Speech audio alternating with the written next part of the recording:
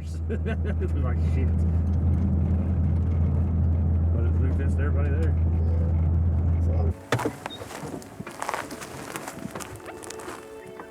Yeah, see that sun comes up quick.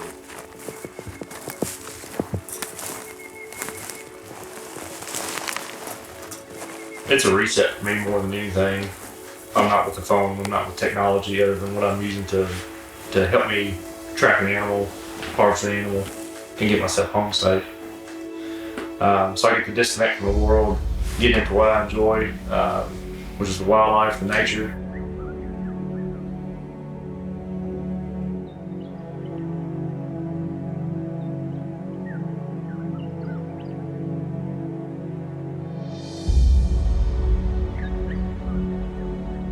The freedom and the peace for my soul.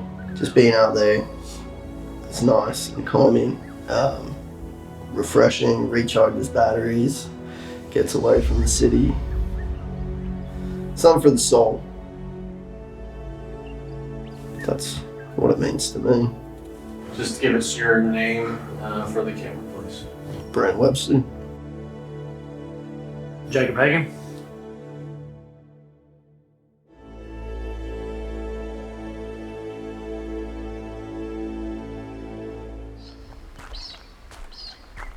When I started hunting, I would have been about 7 years old. So pretty good while ago. I'm 35 now. Yes, probably went from squirrel, dove, rabbit. We would do that every season that came in, hunt that. Raccoon hunting was really big as well where I'm from. Some of the best eating you have too. It's really good. I started hunting probably a little bit later, probably 14 years old. We'd go out squirrel hunting and go get some rabbits, and that really got me into it. And then I got my first doe when I was 18, and that was awesome.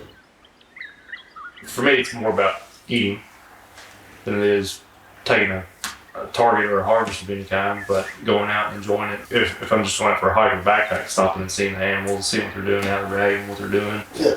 Anything for like fish, if you're out and seeing how they behave in whatever environment they're in, seeing what gets them started, what gets them going, why they hide, what they're doing, anything from rabbits, deer, birds.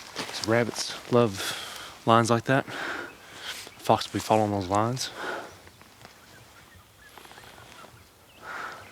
Well, the issue is it's a new fence, so we had an old fence.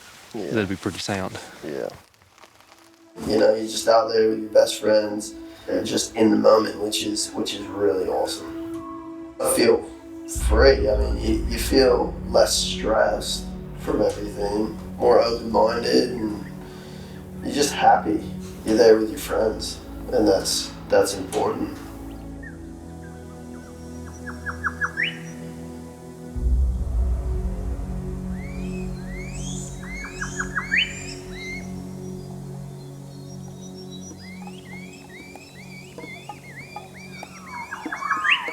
You have to become obsessed with it. It's just one of those things, you know, if you're gonna choose to take an animal's life, you better make sure that you are 100% the best shot that you can do at that time. And that goes to practicing shots after shots after shots and becoming one with your bow.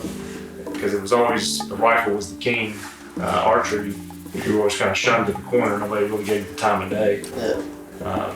Now people are looking less at rifles, except for your really long-range hunts for stalking or a sit and shoot opportunity is not going to be present.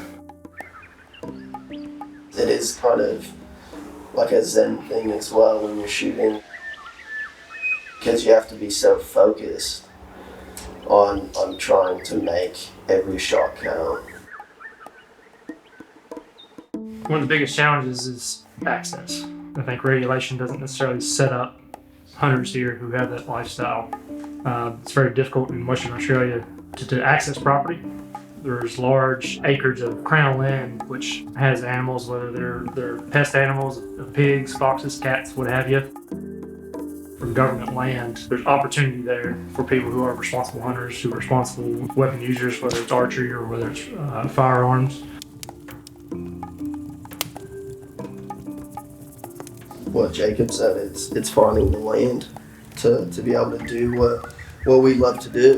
And if we could somehow get on Crown land and control the population, like you said, a licensing system or a permit, it would be really beneficial to everyone. You can even start up or put money towards a wildlife conservation to control the population and help build healthy habitat, and that's really important. But for myself, at the moment, yeah, I am on a farm, and it is a little bit easier to find the access. When there's land within an hour drive that boasts large quantities of kangaroos to where the state wants the population controlled, but yet we can't access that land, bodes opportunity for us, but it's not there for us. So that makes that difficult.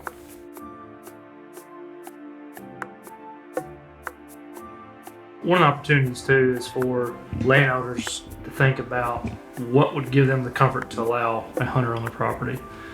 The challenge we have had in Western Australia and going around door knocking is the past poor experiences of other individuals coming searching for a specific type of animal, bringing dogs, terrorizing the property, cutting fences, providing a bad example of what a hunter is.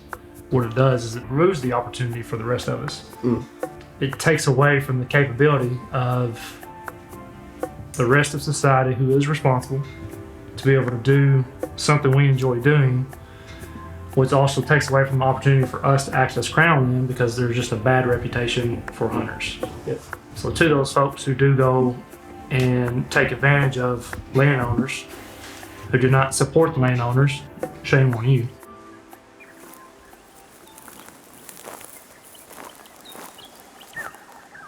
Whatever it takes for landowners and government to allow that opportunity, let us know.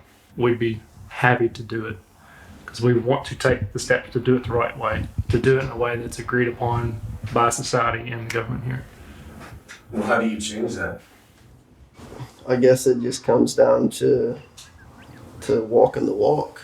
You can always be nice to farmers and then the next day turn your back and kind of do your own thing and just helping around, or even if you're given that permission on the farm and you see things and, like a fence is broken or something, it may not be from you, it may be from you. Just to have the responsibility to tell the farmer, let them know, hey, this fence is broke, I'm free tomorrow or I'm free now, I'll give you a hand, and that goes a long way.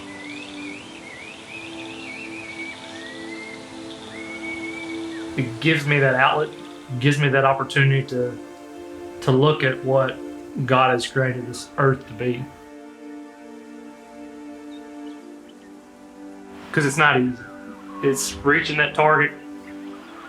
It's meeting your goals. It's meeting your objectives.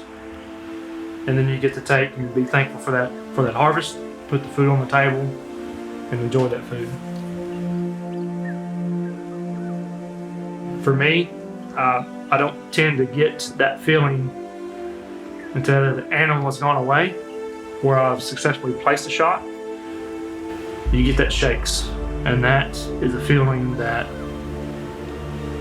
it's hard to explain. For a person that does competition, they would understand that when they compete and when they win, they place a podium, that feeling you get is the same feeling that we get when we are successful.